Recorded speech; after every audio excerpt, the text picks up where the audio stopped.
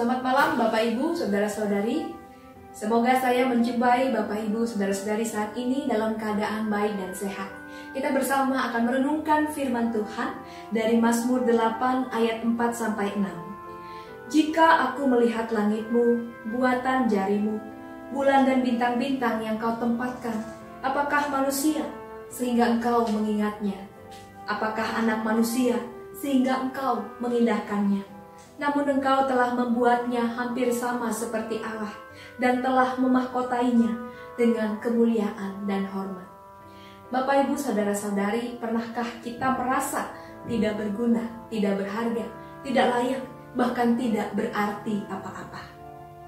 Bapak Ibu Saudara-saudari, memang bila dibandingkan dengan alam semesta yang begitu besar dan luas ini, apalah arti manusia? Dalam alam semesta kita melihat langit, bulan, bintang, dan berbagai macam tumbuh-tumbuhan dan hewan. Bila dibandingkan dengan manusia yang diciptakan dari debu dan tanah, apalah artinya? Nah, Bapak Ibu Saudara-saudari, memang sejak awal dunia, manusia diciptakan menurut gambar dan rupa Allah. Tidak semata debu dan tanah, tapi Allah memberikan nafasnya. Allah memberikan roh di dalam hidup manusia, sehingga manusia dapat menjalankan aktivitasnya di dunia ini. Mazmur menegaskan bahwa manusia dibuat hampir sama seperti Allah. Itu berarti di dalam manusia itu ada ciri dan sifat Allah. Kalau Allah dapat berpikir, berbicara, berjalan, manusia juga. Kalau Allah begitu kreatif, manusia juga mampu mencipta sesuatu yang baru. Kalau Allah penuh kasih, manusia juga dapat mengasihi. Kalau Allah mengampuni, manusia juga dapat mengampuni. Allah bersekutu dengan manusia, manusia pun juga dapat bersekutu dengan Allah. Bahkan tidak hanya itu saja Bapak Ibu, Allah memberikan kuasa kepada manusia atas alam ciptaannya. Dan manusia menerima kuasa itu dalam rangka memelihara ciptaan Tuhan, bukan mengeksploitasi. Di sini kita melihat bahwa ciri dan sifat Allah itu melekat kepada manusia. Dan itulah kemuliaan manusia. Tetapi sayangnya orang-orang pada saat ini mengidentikan bahwa kemuliaan itu sama dengan kekayaan. Kemuliaan itu sama dengan kecerdasan. Kemuliaan itu sama dengan penampilan fisik yang sempurna. Masih banyak yang lain seperti kedudukan ataupun popularitas. Memang kita sadari ya Bapak Ibu, kalau seandainya kita diberikan kekayaan, ya, banyak orang yang akan bersahabat dengan kita. Dengan kekayaan kita didekati banyak orang, dipuji-puji. Dengan kecerdasan kita dikagumi, menerima penghargaan. Bukankah itu identik juga dengan kemuliaan? Bahkan dengan penampilan yang sempurna, banyak orang yang rela berkorban, menghabiskan banyak uang demi mengubah penampilan fisik menjadi lebih baik.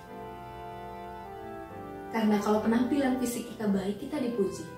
Tetapi kalau penampilan fisik kita kurang baik atau tidak sedap dipandang mata, mungkin kita akan direndahkan. Bapak Ibu Saudari yang dikasihi Tuhan, padahal dalam Alkitab dikatakan bahwa kemuliaan manusia itu terpancar dari ciri dan juga sifat Allah yang ada di dalam dirinya. Bukan segala sesuatu yang dikejar seperti kekayaan, kecerdasan, penampilan yang sempurna, popularitas, ataupun kedudukan. Bapak Ibu, Saudara-saudari, Mazmur mengajak kita untuk melihat kemuliaan manusia itu di dalam hubungan manusia dengan Allah. Kita diminta untuk menyadari siapa diri kita di hadapan Allah. Kristus sudah memberi kita teladan tentang arti kemuliaan. Kristus tidak menganggap kesetaraan dengan Allah sebagai sesuatu milik yang harus dipertahankan, tetapi ia mau merendahkan diri, berkorban, dan menyelamatkan manusia.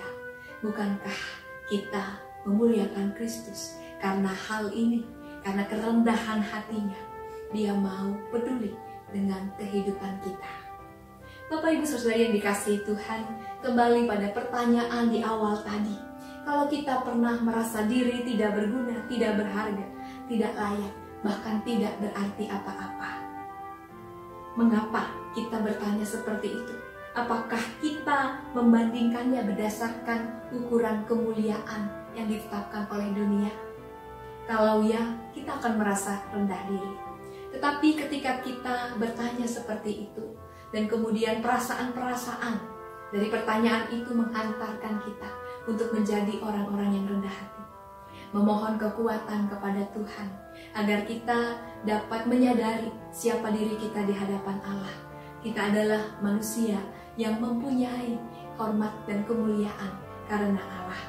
Maka kita akan dimampukan oleh Allah untuk menjadi orang yang benar-benar mulia.